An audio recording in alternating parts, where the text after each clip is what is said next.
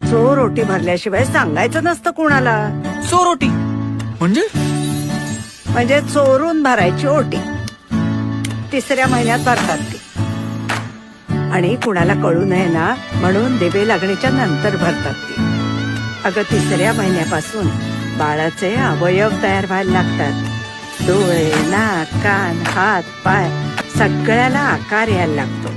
बाळ स्थिरावतं म्हणून मग 3 महिने होईपर्यंत कुणालाच सांगायचं नाही. हो, आणि एकदा की चोरोटी भरली की सगळ्यांना सांगायला मोकळे आपण. उमलून आले आईचे तेज, उमलून